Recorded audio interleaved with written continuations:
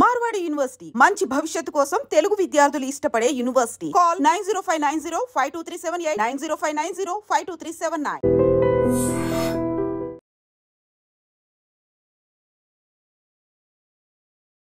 Big breaking and major update ఇది. పహల్గాం దాడి తర్వాత ఉద్రిక్తతలకు తెరలేపినటువంటి పాక్కి భారతదేశం తీవ్ర స్థాయిలో రిటాలియేట్ అవుతోంది, బుద్ధి చెప్తోంది.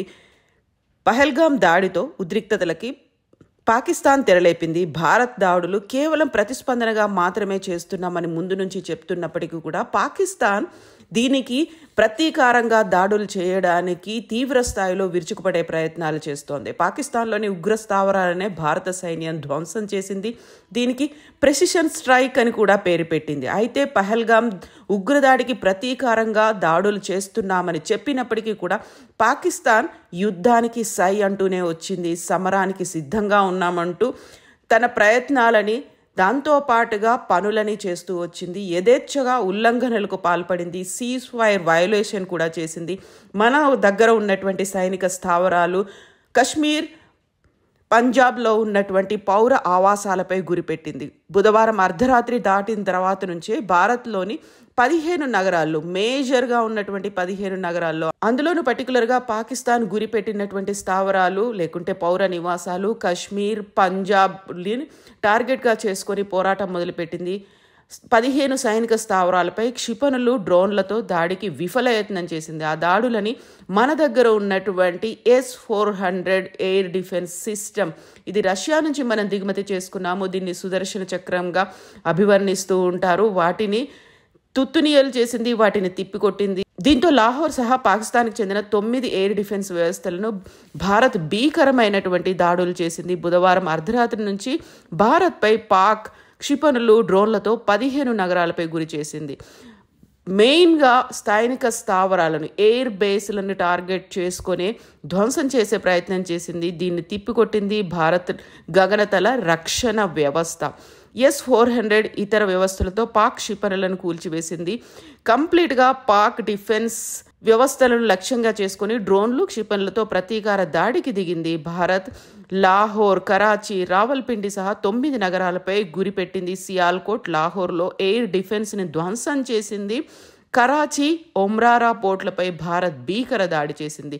రంగంలోకి INS విక్రాంత్ కూడా వచ్చింది. ఒక రకంగా చెప్పాలంటే త్రివిధ దళాలు అటాక్ అనేది ముమ్మరం చేశాయి. ఎయిర్ ఫోర్స్తో పాటుగా ఆర్మీ, నేవీ మూడు కలిసి రంగంలోకి దిగడం, పాక్ మీద భీకరమైనటువంటి దాడి చేయడంతో 1971 పునరావృతం అయినట్టుగా కనిపిస్తోంది. కంప్లీట్గా INS విక్రాంత్ గ్రూప్ నుంచి బ్రహ్మోస్ క్షిపణులు వర్షం కురిపిస్తున్నాయి. దీంతో ఇరు దేశాల మధ్య ఇక సమరమే అన్నటువంటి పరిస్థితి ఉంది. దీంట్లో మెయిన్గా ముందు నుంచి మన ఆర్మీ ఆఫీసర్స్ చెప్తూ వస్తున్నారు, రిటైర్డ్ ఆఫీసర్స్ కూడా చెప్తున్నటువంటి పరిస్థితి. 70 ఏళ్లుగా పాకిస్తాన్ నుంచి విడిపోవాలని బలూచిస్తాన్ కూడా ప్రయత్నాలు, పోరాటాలు భీకరంగా చేస్తూ వస్తుంది. అక్కడ కూడా ఒక సపరేట్ ఆర్మీని మెయింటైన్ చేసుకున్నారు. ప్రేక్షకులకు గుర్తుండే ఉంటుంది, బలూచిస్తాన్కి సంబంధించి అక్కడ ఉన్నటువంటి లిబరేషన్ ఆర్మీ పాకిస్తాన్ నుంచి బయలుదేరినటువంటి ఒక ట్రైన్ని కూడా హైజాక్ చేశారు. తమ డిమాండ్లను నెరవేర్చుకుంటామని చెప్పారు.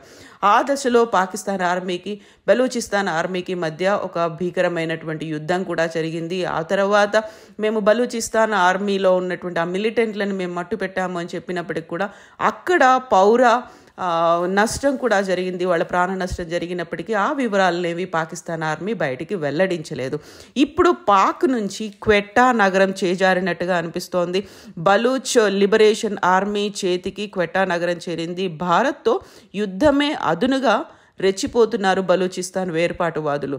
సో ఇది తొందరలోనే ఈ సమసిపోతుంది, పాకిస్తాన్కు 4-5 ముక్కలుగా విడిపోతుంది అంటూ గతంలోనే పాకిస్తాన్కి సంబంధించి యుద్ధంలో పార్టిసిపేట్ చేసినటువంటి కొంతమంది మన సైనికులు, మేజర్లు, ఆఫీసర్లు చెప్తూ వస్తున్నారు. ఇప్పుడు పాకిస్తాన్కి ఒక ఎండ్ కార్డ్ పడుతోంది, తొందరలోనే పాకిస్తాన్కి ఎండ్ కార్డ్ పడుతోంది అనేటువంటి మాటని వాళ్ళు తీవ్ర స్థాయిలో చెప్తూనే వస్తున్నారు. పాకిస్తాన్ ఒక్కటిగా ఉండదు, ఇప్పుడు పాకిస్తాన్ 4-5 ముక్కలుగా అవుతుంది అన్నట్టుగా.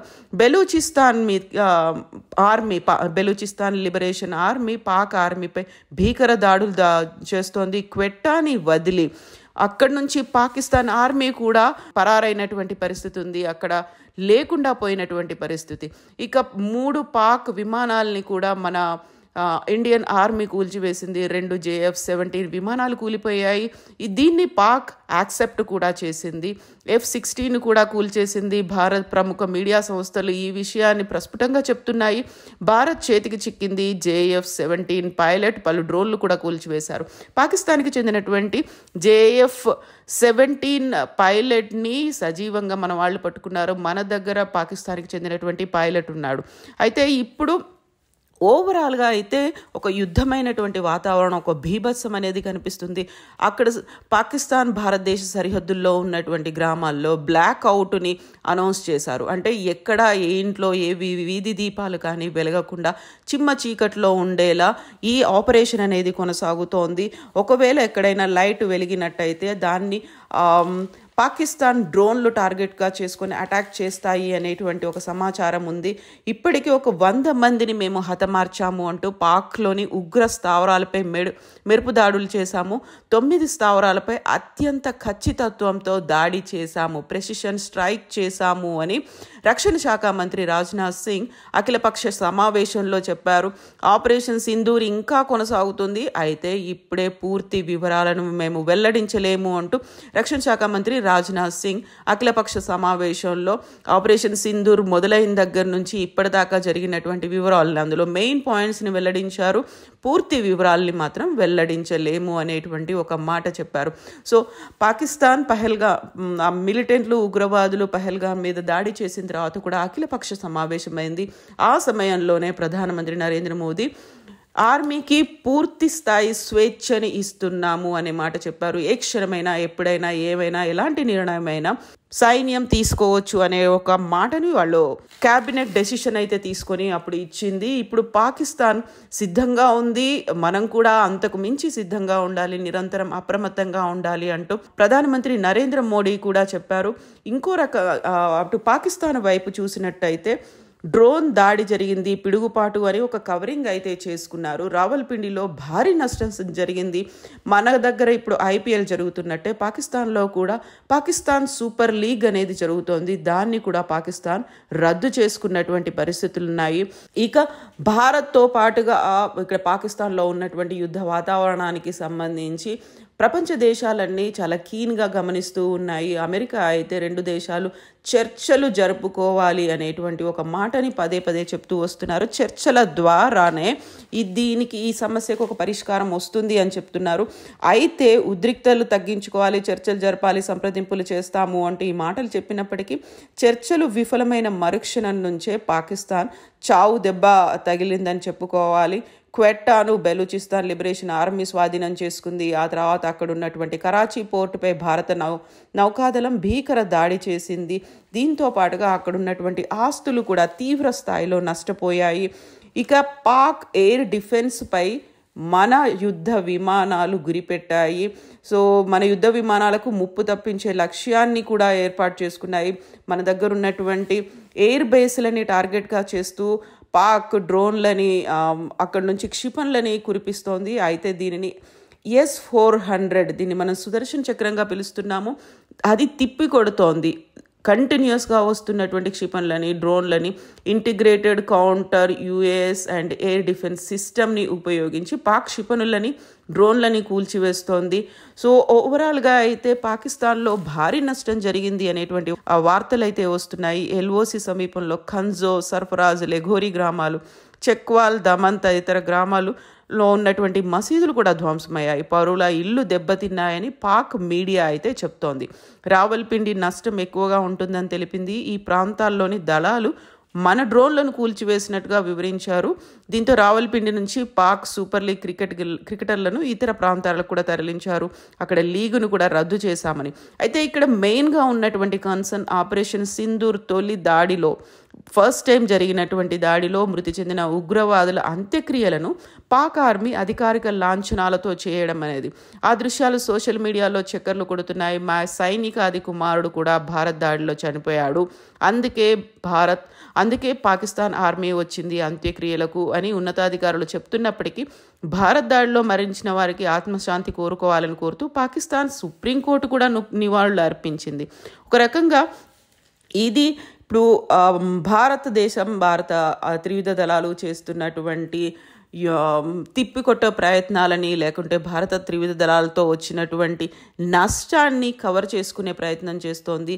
అక్కడ మేము తిప్పికొట్టాం, మా దగ్గర ఇండియాకి చెందినటువంటి విమానాలు, డ్రోన్లు, క్షిపణులు కూలిపోయాయని చెప్తున్నప్పటికీ కూడా ఇప్పటికీ పై చేయి భారతదేశాందే కనిపిస్తోంది. అయితే ఇంకా సినిమా అయిపోలేదు అని భారత army chief general Manoj Naravane social మీడియాలో ఆసక్తికరమైనటువంటి పోస్టులు చేస్తూనే వస్తూ ఉన్నారు. ఇదంతా 5 పదాల్లో అనే శీర్షికతో చేసిన ఒక చిత్రం కూడా వైరల్ అయింది. పహల్గామ్ ఇన్సిడెంట్ జరిగినప్పుడు అక్కడ మగవాళ్ళని చంపుతూ ఆడవాళ్ళకి చెప్పినటువంటి ఒక మాట, మోదీకి చెప్పుకో అనేటువంటి మాట.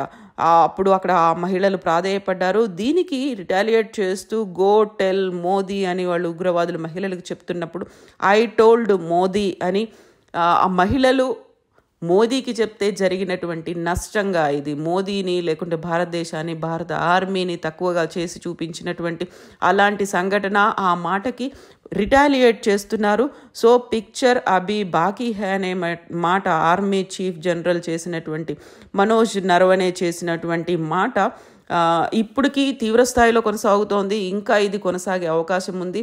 ఓవరాల్గా అయితే ఎంతమంది అక్కడ చనిపోయారు, లేకపోతే అక్కడ ఉన్నటువంటి చీఫ్లు ఎవరున్నారు అనేది, ఆర్మీకి ప్రాతినిధ్యం వహిస్తున్నటువంటి చీఫ్ ఎంతమంది ఉన్నారు, ఎంతమంది చనిపోయారు, వీటికి సంబంధించి వివరాలను అయితే పాకిస్తాన్ వెల్లడించినప్పటికీ ఇది ఒక రకంగా పాక్కు చావు దెబ్బ లాంటిది. అక్కడ కోలుకోలేని నష్టం జరుగుతోంది. వాడి దగ్గర ఉన్నటువంటి ఆయుధ సంపత్తి మీద కూడా అటాక్ అయింది. దీంతో పాటుగా బలూచిస్తాన్ కూడా విడిపోయే దిశలో ఉంది. పాకిస్తాన్ నుంచి బలూచిస్తాన్ వేరుపడి ఒక దేశంగా మారే అవకాశాలు అయితే ప్రస్ఫుటంగా కనిపిస్తున్నాయి. అయితే సిద్ధంగా ఉండాలి, అప్రమత్తంగా ఉండాలి, నిరంతరం అప్రమత్తంగా ఉండండి. ఎక్కడ ఎప్పుడు ఏం జరిగినా క్షణాల్లో అందరికీ వార్తలు తెలియాలి. ప్రజల భద్రతదే ముఖ్యం, జాగ్రత్త. ఎట్ ద సేమ్ టైం తప్పుడు సమాచారాన్ని అడ్డుకోండి అంటూ ప్రధానమంత్రి నరేంద్ర మోదీ కూడా ప్రజలకి సమాచారాలని అందిస్తున్నారు. అప్రమత్తంగా ఉండండి, వార్నింగ్ మెసేజ్లు కూడా వస్తున్నాయి, అలర్ట్ మెసేజ్లు వస్తున్నాయి, తప్పుడు సమాచారాన్ని అడ్డుకోండి. దీంతో పాటుగా సైనిక స్థావరాలకు భద్రతా చర్యలు తీసుకోమని కీలక శాఖల కార్యదర్శులకు మోదీ నిర్దేశం చేశారు. అఖిలపక్ష సమావేశంలో రాజ్నాథ్ సింగ్ అయితే 100 మందిని హతమార్చామని. సో అలర్ట్గా ఉండాల్సినటువంటి అవసరం ఉంది. ఎట్ ద సేమ్ టైం ప్రతిరోజు కూడా అంటే ఇప్పటిదాకా జరుగుతున్నటువంటి వాటి మీద అయితే సో భారత ఆర్మీ పై చేయి సాధించింది. నిజంగా ప్రస్తుతం ఉన్నటువంటి సమాజం దేనికి ప్రయారిటీ ఇస్తుంది? ఆర్థిక సంబంధాల చుట్టూ మాత్రమే తిరుగుతుంది. మళ్ళీ ఎన్నికలంగానే చాలా విరక్తి కలుగుతాం.